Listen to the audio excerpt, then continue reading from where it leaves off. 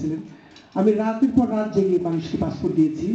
স্পেনে মিষ্টি দিয়েছিল হঠাৎ করে, যারা ওখানে আছেন আনডকুমেন্টে তাদের ভিসা দিবেন, পাসপোর্ট দিবেন, একদম লিগাল করবেন। এটা শুনে পুরো ইউরোপ থেকে সবাই চলে আসছে, পুরো ইউরোপের সবাই যারা মানে ইলিগাল ছিলেন, কাগজ ছিলেন না, ফ্রান্স থেকে, ইটালি থেকে, নেদারল্যান্ড থেকে, বিভিন্ন দেশ থেকে হঠাৎ করে সবাই বলেছে কি করে পুরো স্পেন ভরে গেছে রাস্তাঘাটে এবং ট্রেন স্টেশনে, সাবওয়ে স্টেশনে সমস্ত বাঙালি।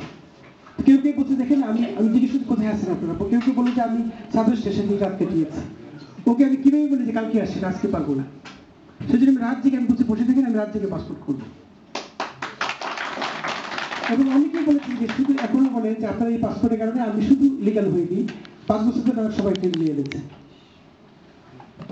আমার কিন্তু কিছুই হয়নি। আমার কি হয়েছে, আমার আত্মা খুব শান্তি পেয়েছে, খুব ভালো লেগেছে, আমার খুবই ভালো লেগেছে। আমি যখন কিছু রাত্রে চিন্তা করি শুয়ে শুয়ে আমি কি করতে পারলাম আমার জীবনে, আমার ওই স্পেনের কথাটা মনে আসে। আমি সেই তুলনায় নিউ ইয়র্কে কিছু করতে পারি, সময় অল্প পেয়েছি, তবুও আমি চেষ্টা করেছি যতটুকু পারি, যতটুকু পারা যায়। আমার অনেক আরো প্ল্যান ছিল, তার মধ্যে একটা আপনারা শুনে খুশি হবেন, আমি কনসুলেট স্থানান্তরিত করেছি একটা বড় পরিসরে, ভালো জায়গায়, সুন্দর, আপনার লোকেশনটা খুব ভালো পছন্দ হবে। এটা 6th এভিনিউতে, এটা 6টা ট্রেন, আমি শুনছি 8টা সাবওয়ে আছে, মেসি আছে, মেসির পাশে, পেন স্টেশনের পাশে, আপনারা উঠলেই আমাদের কনসুলেট পেয়ে যাবেন। এখনকার একটু সুন্দর জায়গা, ভালো জায়গা, বড় পরিসর। আর বাংলাদেশ কনসুলেট আপনারা অনেকে আমি যতটুকু জানি খবর পান নাই। এটা বাংলাদেশ কনসুলেটের খবর, এটা কিন্তু আমাদের সবার দায়িত্ব এটা পৌঁছে দেওয়া। কারণ অনেকেই আমি জানি যে আমি জিজ্ঞেস করেছি ম্যানেজমেন্টের কি সমস্যা। প্রথম সমস্যা হলো, প্রথম সবাই বললেন যে আমাকে সকালে আসতে হয়, আপনারা 3টা ডেলিভারি করেন, তার মানে পুরো দিনটা আমাকে ছুটি নিতে হয়। তো পুরো দিনটা আমি গাড়ি নিয়েও আসতে পারি না, পুরো দিন ম্যানেজমেন্ট পার্কিং করা খুব অনেক পয়সা লাগে, বড় জায়গাও পাওয়া যায় না, প্লাস পুরো দিনটা আমার শেষ ছুটি হয়ে যায়। তখন এগুলো কি করা যায়? তখন হচ্ছে এমন একটা সময় নিব যেখানে কাজও থাকবে না এবং অড টাইম হবে, সেটা হচ্ছে স্যাটারডে এবং রাত্রে, যাতে আপনার ওয়ার্কিং ডেও থাকবে না এবং দিনের বেলাও হবে না, কারণ শনিবার অনেকে দিনের বেলা কাজ করি, সেই জন্য আমি এই সময়টা বেছে নিয়েছি। আর জামাইয়ের কথা বলছেন, আমার সেটা মনে থাকবে। আপনারা শুধু জানেন আমাদের কিছু সীমাবদ্ধতা আছে। আমি হেড অফ দি মিশন হিসেবে আমার কি দায়িত্ব? আমি যদি ঘরের মানুষের সাথে খারাপ ব্যবহার করি, বাইরের মানুষের ভালো ব্যবহার করি, আমি কি ভালো মানুষ হবো? আমি আমার অফিসের সবাইকে খুশি রাখতে হয়। তা আমি ওদেরকে অনেক বুঝে সুঝে বলেছি, দেখো এটা আমাদের খুশি না হবে, বাংলাদেশের খুশি হবে, এটা আমাদের দরকার। তারা আজকাল তাদেরও কষ্ট, এটা আমাদের বুঝতে হবে, কারণ তাদেরও তো উইকেন্ড আছে, তাদেরও কাজ থাকে। তারা রাজি হয়েছে। তবুও আমি আপনাদের রিকোয়েস্ট রেখে যাব, আমার যে সাকসেসর আছেন আমার উত্তরসূরি, তাকেও বলে যাব। আমারও মনে হয় এটা সময়টা হলে ভালো হবে। কিন্তু আমি আসলে ভাবছি যে আমার মনে হয়, আমারও মনে হয় যে আগামী 10 বছরের মধ্যে জামাইকা হবে number 1 in whole America, not only Europe. জামাইকার সব লোক কিন্তু জামাইকা চলে আসছে আস্তে আস্তে, এবং আমার মনে হচ্ছে যে একদিন জ্যাকসন থাকবে না, জামাইকা তখন আপনারা দাবি করবেন বাংলাদেশ সোসাইটি যদি এখানে নিয়ে আসি। তবু আমি বলে দেবো আমার সাকসেসরকে, আমি অলরেডি বলেছি যে আর একটা আমি শুরু করতে পারি, it will never be stopped this consulate service outside our consulate. আমি এটা বলে গেছি, আমি থাকি বা না থেকে আপনারা চালু রাখবেন, এটা থাকবে। এবং প্রসারিত করা যায় কিনা এটাই আমার প্রশ্ন, এটা আশা করি পারবো। এবং অনেকে এমনও সন্দেহ করেছিলেন যে এটা একবার দুবার হবে, আস্তে আস্তে বন্ধ হয়ে যাবে, বন্ধ কিন্তু হয়নি, বন্ধ হবে না। এবং আমার মনে হয় এটা বন্ধ করার কেউ সাহস পাবে না এখন, কারণ এই ভালো কাজ থেকে হঠাৎ করে বন্ধ করতে চাইবে, এটা থাকবে, আশা করি থাকবে, কোনো সমস্যা হবে না। আর যেহেতু আমি এই লাইনের কাজের কথা বলি, আমি সবসময় এই কথাটা বলি, সেটা একই কথা, তবু অনেকে একটা রিপিট হলেও দরকার। আমি সেইটা হচ্ছে আপনাদের পাসপোর্ট। কৌশিক ভাই ফোন করেছিলেন কিনা জানি না, বেশ কয়েকজন আমাকে ফোন করেছিলেন, আগে মারা গেছে আপনাদের খুব বিখ্যাত একজন ব্যক্তি, আলী আনোয়ার। এত বিখ্যাত, মানে মুক্তিযোদ্ধা সব দিক থেকে। আজকে 21 মার্চ গেল, মার্চ আসলো, আমি মুক্তিযোদ্ধাদের শ্রদ্ধা জানিয়ে আমি বলছি যে আপনারা সবাই বাংলাদেশে, আমি জানি আপনারা 100% পান, যতই আমেরিকান হন, যত পাসপোর্ট পান, আপনাদের মাথার চুল থেকে শুরু করে পা পর্যন্ত পুরোপুরি আপনারা বাঙালি, বুঝতে পারবেন না। এবং অনেকেই যে জানি মারার পর সবাই চায় যে আমার ডেড বডিটার জন্য দেশে পাঠানো হয়। আলী মনোয়ার সেটা চেয়েছেন, কিন্তু কিন্তু সমস্যা হয়েছিল উনি দেখেন এত কিছু করেছেন কিন্তু উনি পাসপোর্টের খবর রাখতে পারেন নাই। আমাকে যখন ফোন করে বললেন যে ওনাকে পাঠাতে হবে, আমি কোনো অসুবিধা নাই, আমাকে যে কোনো একটা ক্লু দেন যে উনি বাংলাদেশি। উনি তো বাংলাদেশি, কিন্তু আপনি সবাই বাংলাদেশি আমি জানি, কিন্তু আমার তো কাগজ লাগবে, যে কোনো একটা ক্লু। আপনার পুরনো ছিঁড়ে গেছে একটা ফটোকপি হতে, তাহলেও চলবে। তো আপনাদের সবার প্রতি অনুরোধ যে আপনারা বাংলাদেশিতে পাসপোর্টটা রাখবেন। কোনো দরকার নাই, এটা কোনো দরকার লাগবে না, কিন্তু পকেট রাখবেন, ভালো হবে। মনে হচ্ছে বাংলাদেশটা আমার পকেটেই আছে, আপনার খুব ভালো লাগবে, আপনার আত্মাও শান্তি পাবে। এবং সবচেয়ে বড় গিফট টু ইউর চিলড্রেন, ওকে বাংলাদেশ পাসপোর্টটা দেন, সবুজ পাসপোর্টটা ওকে দেন।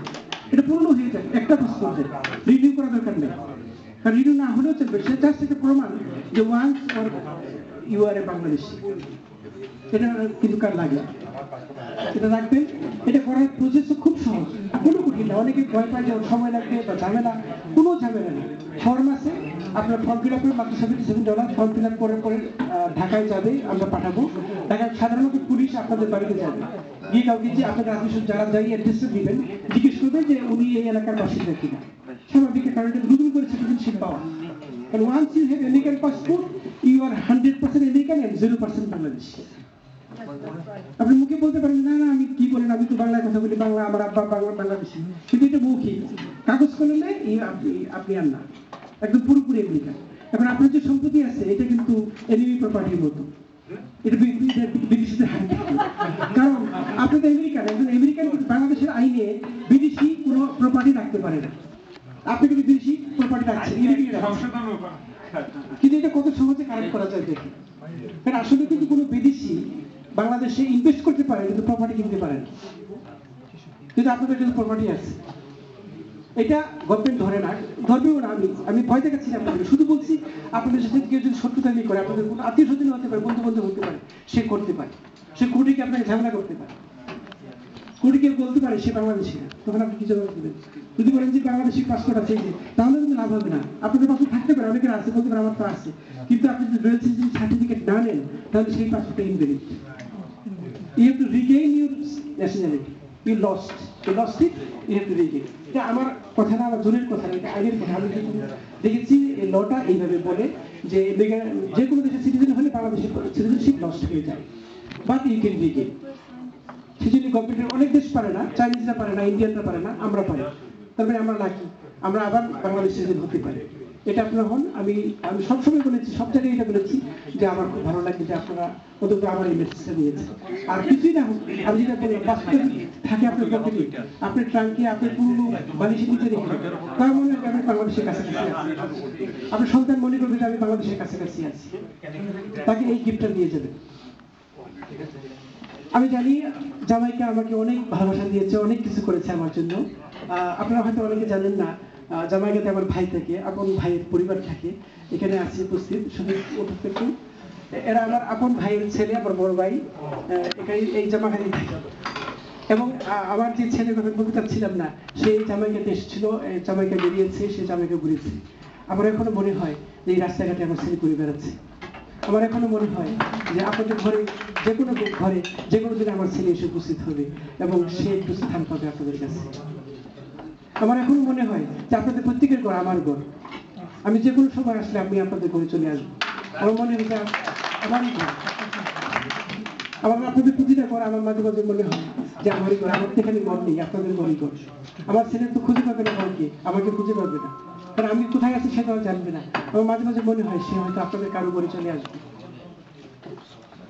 আমার ছেলের কথা মনে করে আপনাদের ছেলে মেয়েকে অনেক আদর করবে, অনেক আদর করবে।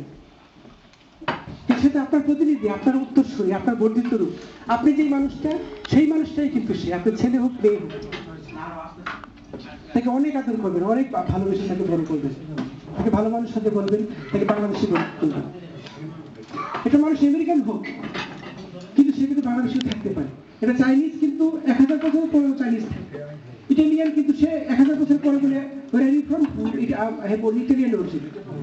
এখানকার যে ক্যানাডিয়ান কনসাল জেনারেল কানাডা, আমি ওর সাথে দেখা করতে গিয়েছিলাম আমার ছেলের ব্যাপারে কথা বলতে।